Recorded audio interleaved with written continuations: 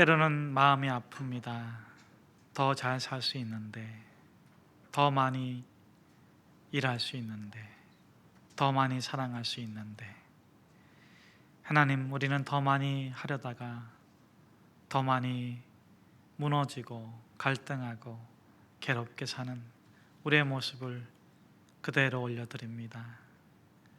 우리를 더 많이 사랑하시기보다는 처음처럼 사랑하고파 자신의 보혈로 닦아주시고, 우리를 더 잘 사랑하기보다는 처음 모습대로 사랑하고 싶어서 우리의 깨어진 육체를 구원해 주신 주님, 첫 만남의 기쁨과 첫 신앙의 기쁨과 첫 소망의 거룩함과 첫사랑의 진리로 우리가 살아갈 수 있도록 축복해 주시고, 우리의 믿음도 날마다 새로워지는 은혜를 베풀어 주시옵소서. 날마다 우리를 새롭게 부활시켜 주시기 위해 십자가에서 죽으시고 부활하신 예수 그리스도의 이름으로 기도합니다. 아멘. 미카엘은 벌을 받았습니다. 발가벗겨 버려졌습니다. 버려진 것은 교회 문 앞 추운 겨울이기 때문이겠지요. 외투를 뒤집어 썼기 때문이겠지요. 사람들은 마치 거기에 미카엘이 없는 것처럼 걸어갑니다. 벌을 받았기 때문은 아니겠지요. 발가벗겨졌기 때문은 아니겠지요. 불쌍한 미카엘. 하지만 세 가지 질문에 답을 찾는다면, 다시 천사로 회복시켜 주겠다며 하나님이 미카엘을 사람으로 이 땅에 보냈습니다. 세 가지 질문이란, 사람의 마음속에는 무엇이 있는가? 사람에게 주어지지 않은 것은 무엇인가? 사람은 무엇으로 사나? 이것은 톨스토이가 평생을 찾고자 했던 삶의 질문이기도 합니다. 마침내 답을 얻은 그는 소설 사람은 무엇으로 사는가에서 미카엘을 통해 대답합니다. 사람은 무엇으로 사나요? 이 험난한 세상에서 사람은 무슨 힘으로, 무엇으로 살아가지요? 가난했던 톨스토이는 소설가로 명성을 얻었습니다. 상류층과 어울려 화려하게 살던 어느 날, 갑자기 모든 것을 무의미하게 만드는 죽음의 공포에 사로잡힙니다. 삶의 의미는 무엇인가? 사람은 왜 사나? 번뇌, 고민, 고뇌. 톨스토이는 삶이 과학이나 철학으로 설명할 수 없고 이성의 힘으로도 풀 수 없다는 것을 결국 인정합니다. 죽음 앞에선 인간은 가짜다. 삶의 모든 것이 죽음 앞에선 헛되다.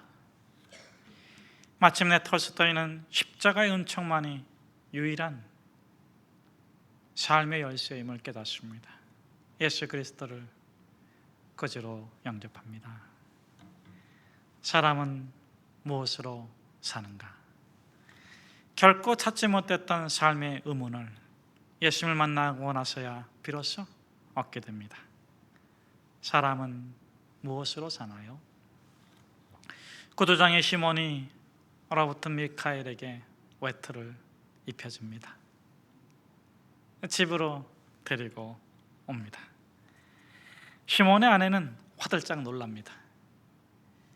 가난뱅이 주제에 맘만 착해가지고 알거지를 데리고 왔다며 장작 패듯이 시몬을 두들겨 팹니다. 이번엔 미카엘을 바라봅니다. 따뜻한 밥을 줍니다. 미카엘은 시몬의 아내와 시몬을 보면서 첫 번째 질문의 답을 얻습니다. 사람의 마음속에는 무엇이 있는가? 사람의 마음 깊은 곳에는 사랑이 있다. 둘째, 사람에게 주어지지 않은 것은 무엇인가요? 철학도 있고 과학도 있고 모든 것이 다 주어졌지만 사람이 알 수 없는 것은 죽는 날입니다. 누구나 죽는다는 것을 너무나도 잘 알면서도 정작 자기 자신만은 죽지 않을 것처럼 살아요. 그러다 호련히 죽음의 문턱에 서서야 깨닫습니다. 또 다른 세상이 있구나. 또 다른 세상이 있구나. 후회 막심이지만 돌이킬 수 있을까요? 사람에게 주어지지 않은 것은 무엇인가요? 모든 것을 소유한 인간에게 주어지지 않은 단 한 가지는 생명입니다. 호련히 죽음이 찾아옵니다. 지배하고 다스리고 세상의 주인처럼 사는 인간. 그러나 인간은 사는 것이 아니라 죽어가는 것입니다. 오직 예수 그리스도를 믿고 구원받은 자만이 죽어가는 것이 아니라 살아가는 것입니다. 결코 인간은 생명을 소유할 수 없습니다. 소유할 수 없는 그것을 소유한 사람은 복이 있습니다. 사람은 무엇으로 사나요? 톨스토이는 살아있는 사람에게 묻습니다. 죽은 사람이 아닙니다. 죽어가는 사람들이 아닙니다. 새 생명을 얻고 살아가는 복받은 사람들에게 묻습니다. 당신은 무엇으로 사나요? 시몬의 구두집에 한 부인이 찾아왔습니다. 두 아이를 데리고 왔어요. 그런데 구두 세 쪽을 주문해요. 한 켤레는 한 아이에게 신길 거고 다른 한쪽은 한 아이에게 신길 한쪽 발입니다. 그 하나의 발이 없어요. 엄마가 죽을 때 그 죽은 엄마에게 깔려 발을 잃어버렸습니다. 부인은 무척 힘겨워합니다. 자기 아이들도 키우기 힘든데 주워다 키우는 아이들 때문에 얼마나 힘들겠습니까? 게다가 한 아이는 한쪽 발마저 없어요. 그런데 미카엘은 그 부인의 얼굴에서 세 번째 의문의 답을 얻습니다. 한없이 힘들어하면서도 한없이 행복한 얼굴. 사람은 무엇으로 사나요? 그런즉 믿음, 소망, 사랑 이 세 가지는 항상 있을 것인데 그 중에 제일은 사람은 사랑으로 삽니다. 우리 36절, 37절 말씀 같이 한번 함께 읽겠습니다. 이 말을 할 때 예수께서 친히 그들 가운데 서서 이르시되 너에게 평강이 있을지어다 하시니 그들이 놀라고 무서워하여 그 보는 것을 영으로 생각하는지라. 부활하신 주님이 찾아오셨습니다. 지금 천국 갑시다. 할렐루야. 아멘 소리가 적어요. 아직 천국 가고 싶지 않으신가 봅니다. 지금 당장 죽고 싶지는 않으시죠? 그래요. 아기들 재롱 떠는 것도 좀 더 보고 싶고 아들, 딸 시집장가 가는 것도 보고 싶고 버킷리스트에 적어놓은 것들 꼭 해보고 싶어요.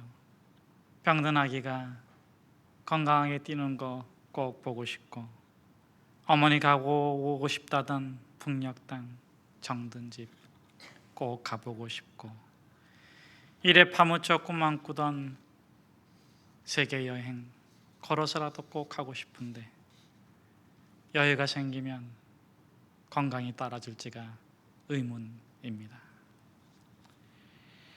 하고 싶은 일들은 많은데 해야 될 일들 때문에 하지 못하는 아쉬움의 세상살이.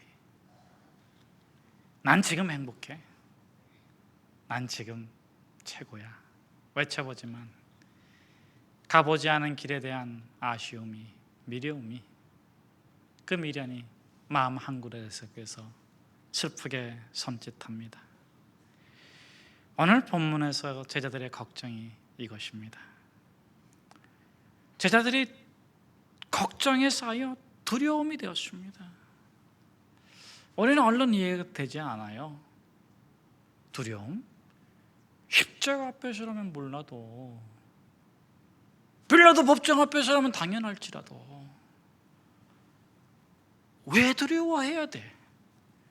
주님이 부활하셨는데, 그 부활하신 주님 찾아오셨는데, 그렇다면 기뻐해야 되는 거 아니에요? 덩실덩실 춤추며 좋아해야 할 것만 같은데 제자들이 근심에 쌓여 있습니다. 무엇 때문일까요? 로마의 군병들인가요? 유대인들인가요? 미움받을까 봐 걱정인가요? 아니에요. 이젠 미움받을 용기 생겼어요. 그러면 무엇 때문입니까?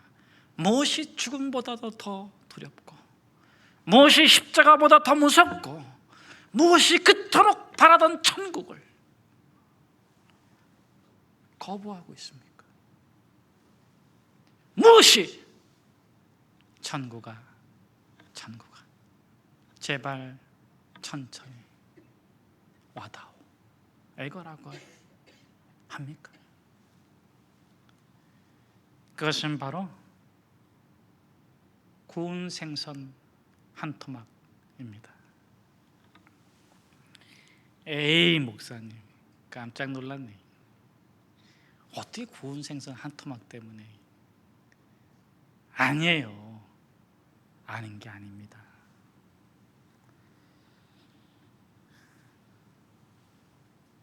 구운 생선 한 토막 때문에 천국에 가기를 싫어하겠냐 하시겠지만, 지금 제자들은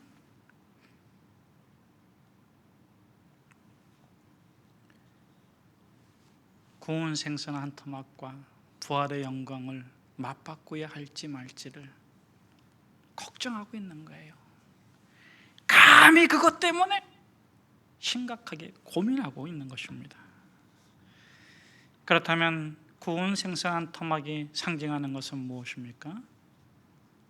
깨달은 행복. 제자들이 이해하는 천국이란 미지의 세계이며 광활하고 영원하고 영에게 말합니다. 육이 없습니다.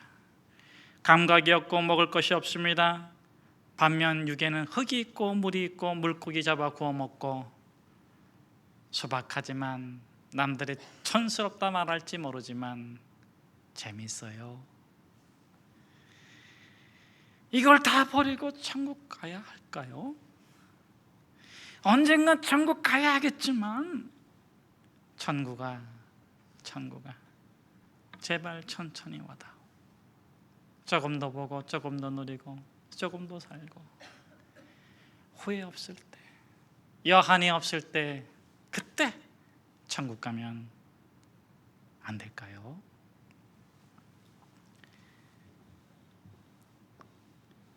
고운 생선 한 토막이라지만, 보잘것없는 행복이라지만 근심입니다. 다시 맛볼 수 없다면 말입니다. 이 두려움이 있습니다. 예수님이 찾아왔으니 지금 부활해야 되나? 지금 당장 죽어야 하나? 부활의 영광은 기뻐해야지만 무섭습니다. 두렵습니다. 이젠 더 이 작은 행복을 나눠 먹을 수 없단 말인가? 영으로 부활하는 것이 좋지만 아픔도 눈물도 없겠지만 맛도 없고 마음도 없고 기쁨도 없는 밋밋한 영이 되어야 하나요? 천사처럼 무감정 무감각으로 살아가야 하나요? 그것도 영원히? 결국 죽임을 당해도 때론 고프고 아프고 힘들어도 사람으로 사는 것이 더 좋을 것만 같은데, 영이 되는 것이 무섭습니다. 마치 고향집을 버리지 못하는 어머니의 마음 같아요. 아들이 출세했습니다.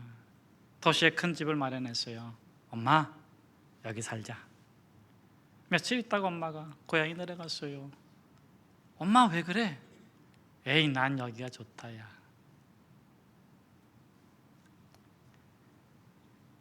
도시가 화려하고 도시집이 좋다는 것은 알지만 정든 돌담길, 손때 묻은 구들장 버리고 싶지 않아.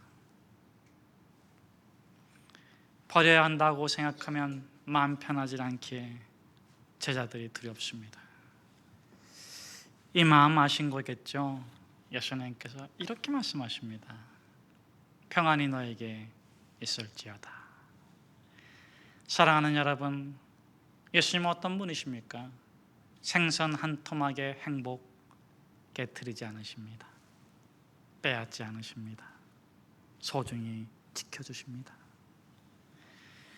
여기서 우리가 생선 한 토막에서 배우는 교훈은 무엇입니까? 행복이란 소유하는 것이 아니라 깨달아가는 것이라는 것입니다. 우리는 진정 무엇이 행복인지도 모르고 물질을 쫓고 명예를 쫓으며 삽니다. 무엇을 잡으면 행복할 것 같아 젊음을 바치고 건강을 바쳐 차지해 보았지만 거기에 행복 없습니다.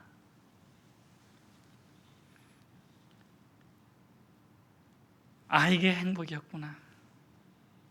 이게 행복이었구나. 깨달았을 때는 이미 남겨진 시간이 없습니다. 그렇게 끝나는 것이 인생입니다. 비로소 행복을 깨달은 사람은 그 행복을 놓치지 않으려 합니다. 여러분, 구약의 야곱을 보세요.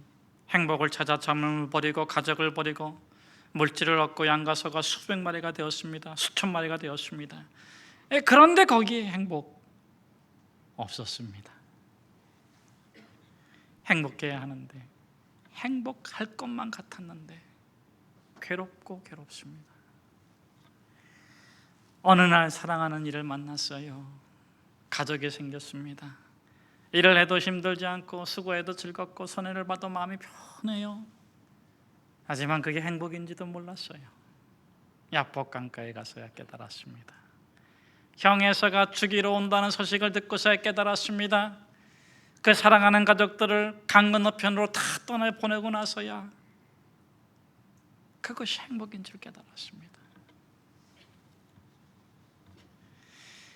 행복이 가족이었구나. 이 깨달은 야곱의 선택이 무엇입니까? 아버지를 속이고 형을 속이고 삼촌을 속였던 야곱이 수단방울을 가리지도 않고 물질을 모으고 그렇게 거칠게 살았던 이 야곱의 선택이 무엇입니까? 무엇을 남겨두었나요? 다 보내줍니다. 양도 주고 소도 주고 심지어 형에게 무릎 꿇고 7번 절을 합니다. 무엇을 위함입니까? 무엇을 얻고자 함입니까? 생선 한 토막 때문입니다. 어렵게 깨달은 행복 놓치고 싶지 않기 때문입니다. 더 크고 더 화려하고 더 거창한 삶이 있을지라도 이제는 전쟁 그치고 가족이 오손도손 화롯불에 모여 토닥토닥 살고 싶기 때문입니다. 그동안 제자들은 치열하게 싸웠습니다. 바리새인들과 논쟁하고 군대 귀신과 싸우고 병든 자를 거치고 눈먼 자를 거치고 달려왔습니다. 예루살렘에 가면 거기에 행복이 있을 줄 알았습니다. 거기에 행복 없습니다.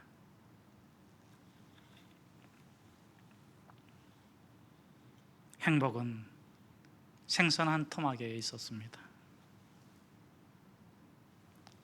아무 보잘것없는 행복일지라도 이젠 이 보잘것없는 행복 놓치고 싶지 않습니다. 권력이 없어도 가난해도 행복하게 살고 싶습니다.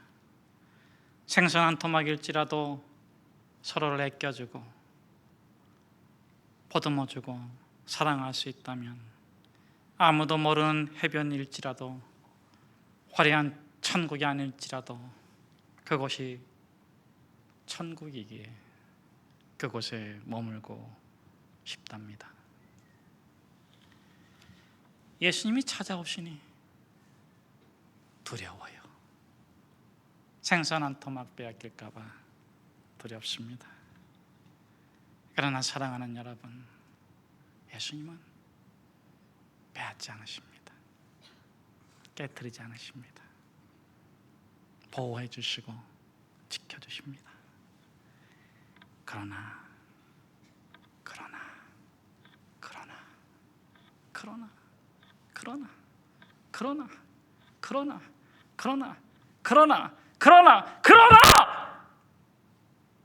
생선 한 토막 때문에 부활의 영광을 포기해야 되겠습니까? 생선 한 토막 때문에 영생을 포기해야 되겠습니까? 생선 한 토막 때문에 믿음을 포기해야 되겠습니까? 생선 한 토막 때문에 예수를 따르는 것을 멈춰서야 하겠습니까?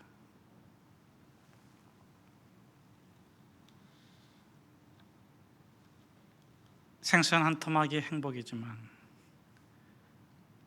생선 한 토막이 행복의 전부는 아니잖아요. 생선 한 토막은 행복의 한 토막일 뿐입니다. 그런데도 제자들은 손바닥으로 태양을 가리려 합니다. 동전 2개 눈앞에 놓고 세상이 어둡다고 말합니다.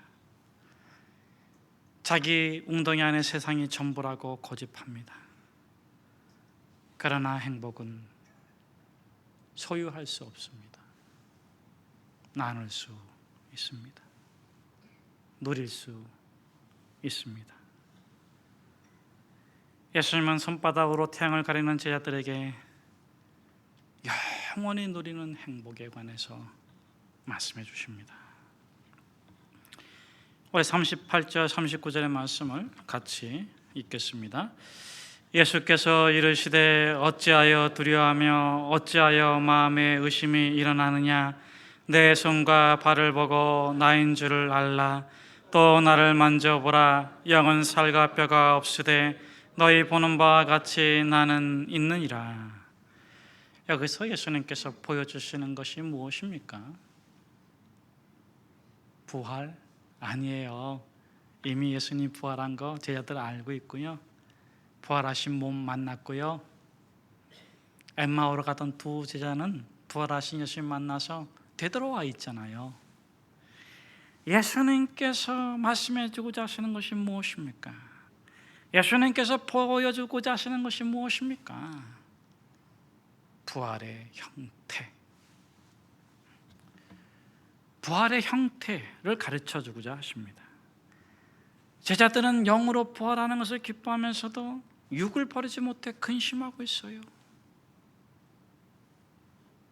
영의 부활을 두려워합니다. 이때 예수님께서 뼈와 살을 보여주시며 나인 줄 알라. 우리 앞에 있는 분 한번 이렇게 손을 한번 잡아보세요. 네. 센스 있는 분은 틀림없이 이렇게 말할 거예요. 너였냐? 나인 줄 알라.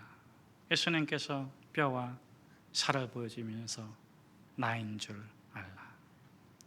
뼈와 살이 없다면 내가 아니다. 예수님은 참 사람이시고 참 하나님이십니다.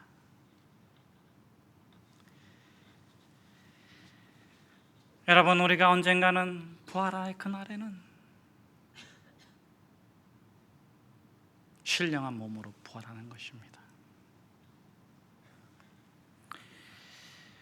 대답해 보십시오. 인간이 무엇인가요? 육인가요? 영인가요? 육과 영이 분리되면 인간입니까? 육이 없는 내가 나인가요? 성경의 가르침은 무엇입니까? 인간은 육을 빚어 하나님의 영을 불어넣어 주셨더니 살아있는 영이 된, 육으로 살아있는 생명이 된 것입니다. 육만이 아닙니다. 영만이 아닙니다.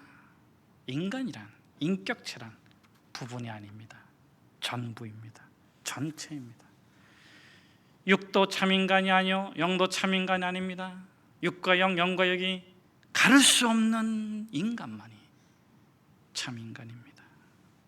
참인간만이 영생을 누립니다. 사랑하는 여러분, 저와 여러분의 신령한 몸으로 변화되어 세상의 마지막 날 주 예수 그리스도와 더불어 영광의 삶, 영원한 행복의 삶을 누리시기를 축복합니다. 우리 40절에서 43절의 말씀을 같이 한번 함께 읽겠습니다. 이 말씀을 하시고 손과 발을 보이시나 그들이 너무 기쁨으로 아직도 믿지 못하고 놀랍게 여길 때 이르시되 여기 무슨 먹을 것이 있느냐 하시니 이에 구운 생선 한 토막을 드리니 받으사 그 옆에서 잡수시더라. 아빠, 나 좋아해? 저희 셋째가 좀 어렸을 때 가끔 저한테 물어봐요. 그럼 저는 항상 너 미워하지? 그렇게 대답해 본 적이 없어요. 너가 제일 예쁘지? 그러면 또 물어봐요. 정말 내가 제일 예뻐? 그럼 우리 딸은 세상에서 제일 예뻐. 정말? 그럼 너무 행복해서 가요. 근데 여러분, 아빠가 어떻게 한 아들, 딸만 예뻐하겠어요? 다 예쁘지.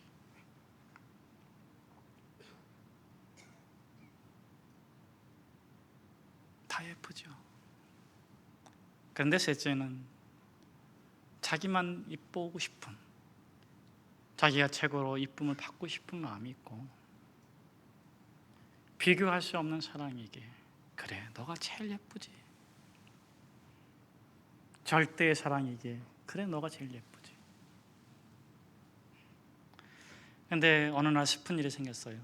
우리 딸아이가 좀 컸어요. 아빠, 정말 내가 제일 예뻐? 그럼. 아, 됐어. 나만 안 이뻐해도 괜찮아. 자기가 잘못한 것도 지적받고 부족한 것도 혼나고 나서는 좀 바뀐 것 같아. 철이 들어서도 얘기했지만 정말 자기는 가장 큰 사랑을 받고 싶은데, 아빠만은 자기를 사랑해 주길 원하는데 100분의 1이라도 혹시 그렇지 않으면 너무 실망이 클까 봐 아빠의 대답을 듣기도 전에 괜찮아. 어떻게 나만 사랑하겠어? 다 자식인데.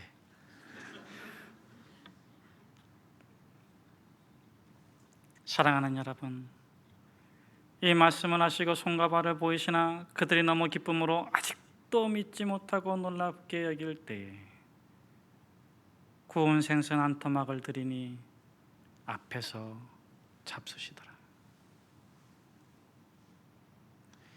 너무 믿고 싶어. 예수님이 부활했는데 영으로만 부활한 것이 아니라 육으로도 부활하셨구나. 너무 믿고 싶어. 그런데 100분의 1, 만분의 1, 1000만분의 1이라도 그게 아니면 그리고 싶지 않기 때문에 기뻐하면서도 의심스러워합니다. 예수님께서 덥석 생선 드십니다. 반드시 신령한 몸으로 부활된다. 걱정하지 마라. 지금 아니야.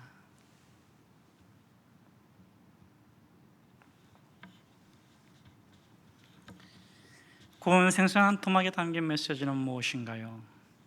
하나님은 아무리 작은 것일지라도 깨트리지 않으신다. 빼앗지 않으신다. 한 토막의 행복일지라도 지켜주십니다.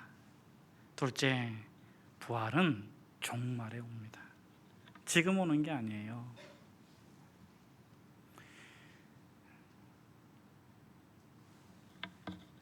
부활할 것을 알기에 육의 삶을 등한시 여기서도 안 됩니다. 셋째, 구운 생선 한 토막 때문에 예수님 거부하면 되겠습니까?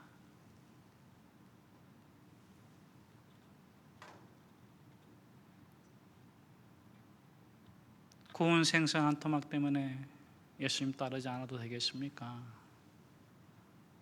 내가 지키고 싶은 행복이 있다고. 내가 지키고 싶은 행복이 있다고. 사랑하는 여러분, 예수님 떠나면 지옥입니다. 행복은 예수 그리스도 안에 있습니다.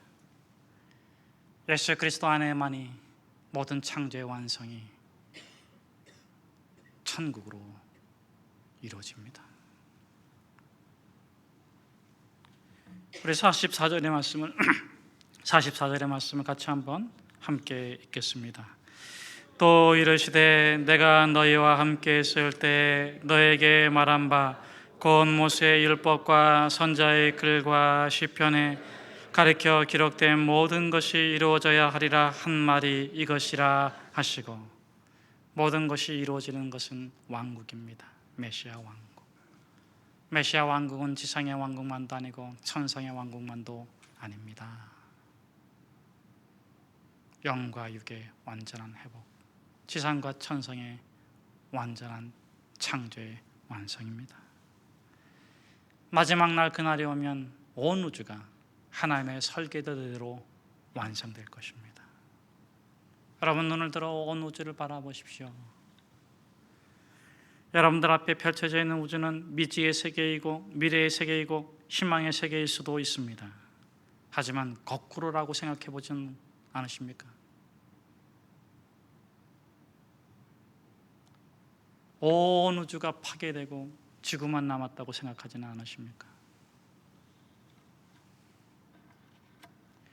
온 우주가, 온 만물이 탄식하며 죽음의 그늘에 앉아 탄식하며 부활의 영광의 아침이 오기를 기다리고 있지는 않을까요?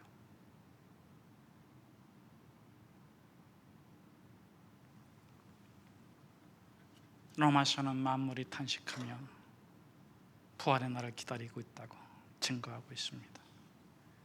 사랑하는 여러분, 지구란 마지막 남은 생명의 세상입니다. 지구마저 파괴되고 있습니다. 온 우주의 마지막 생명의 세계인 지구가 파멸될 때 허련히 번개같이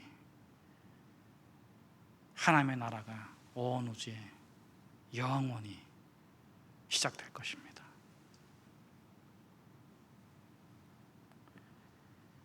45절에서 48절의 말씀을 같이 한번 함께 읽겠습니다. 이에 그들의 마음을 열어 성경을 깨닫게 하시고 또 이르시되 이같이 그리스도가 고난을 받고 제3일에 죽은 자 가운데서 살아날 것과 또 그의 이름으로 제사함을 받게 하는 회개가 예루살렘에서 시작하여 모든 족속에게 전파될 것이 기록되었으니 너희는 이 일의 증인이라. 부활의 영광을 참여한 자로 예수 복음의 증인으로 어떻게 살아가야 될까요? 마음껏 사십시오. 마음껏 행복을 누리십시오. 이제나 저제나 종말이 올까 걱정하지 마십시오. 세상의 종말은 지구의 종말로 옵니다. 지구가 파괴되어 가고 있지만 버티고 있는 한 종말은 아직 아닙니다. 그 마지막 시간은 하나님께 감춰져 있습니다. 하나님만이 아십니다. 그러므로 종말의 시간은 하나님께 맡기고 당신에게 주어진 현재의 시간을 가장 고귀하게, 가장 거룩하게, 가장 행복하게 누리십시오. 잘 살 때도 있고 못 살 때도 있고 웃을 때도 있고 울 때도 있고 행복할 때도 있고 불행할 때도 있을 것입니다. 그러나 분명한 것은 죽어요. 죽습니다. 생명의 씨앗을 품고 죽을 수도 있고 무장난처럼 씨앗은 씨앗인데 생명 없는 씨앗을 품고 죽을 수도 있습니다. 영생의 씨앗은 믿음입니다. 인간의 의나 선행이 아닙니다. 믿음입니다. 십자가 복음을 믿는 믿음. 믿음으로 구원받았습니다. 믿음으로 죽읍시다. 내가 천국에 간다 떠버릴 필요가 없어요. 그것까지도 믿을 필요 없어요. 사랑하는 여러분, 예수님께서 죽으실 때 이렇게 말씀하셨습니다. 아버지요, 내 영혼을 아버지 손에 부탁합니다. 구원의 문제까지도 믿음으로 해결하셨지 자기 능력으로 해결하지 않으셨습니다. 죽은 나사로를 살리고 야이로를 딸을 살리고 광풍을 잔잔케 하고 어병이어를 기적을 일으키신 예수님께서도 구원을 주장하지 않으셨습니다. 아버지가 구원하실 것을 믿기에.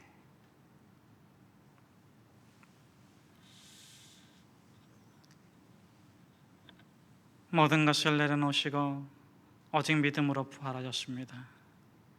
십자가에서 인류의 죄값을 치르는 그 순간에 부활하셨습니다. 우리도 죄사함을 받는 그 순간에 부활하는 것입니다.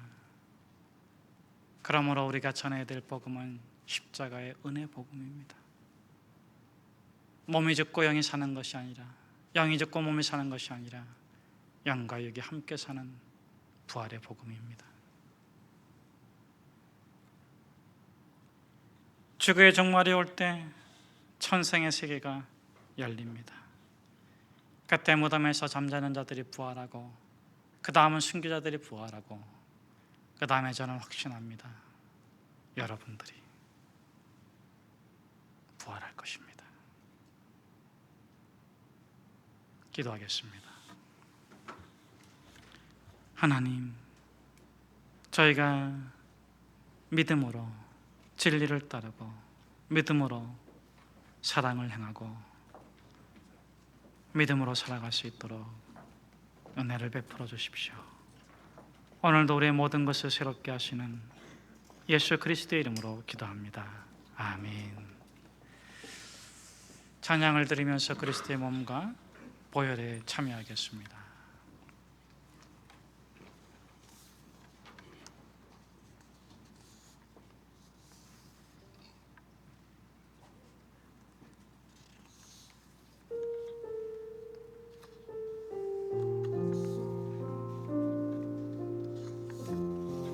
오 주님, 내가 옵니다. 오 예수님, 내가 옵니다. 못 박히신 십자가 앞에 그 큰 사랑 눈물에 겨워 울며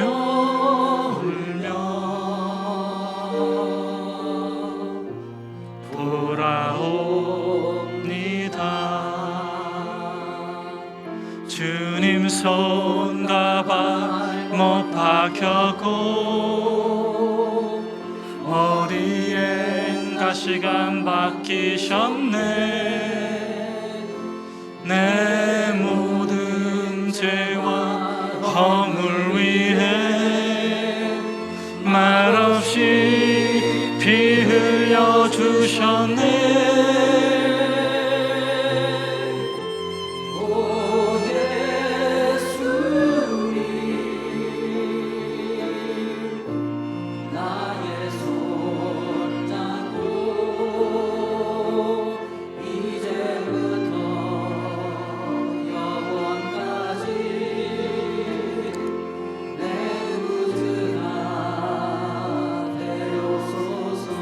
이제부터 영원까지, 이제부터 영원까지 내 구주가 되옵소서. 이제부터 영원까지 내 구주가 되옵소서. 이제부터 영원까지 내 구주가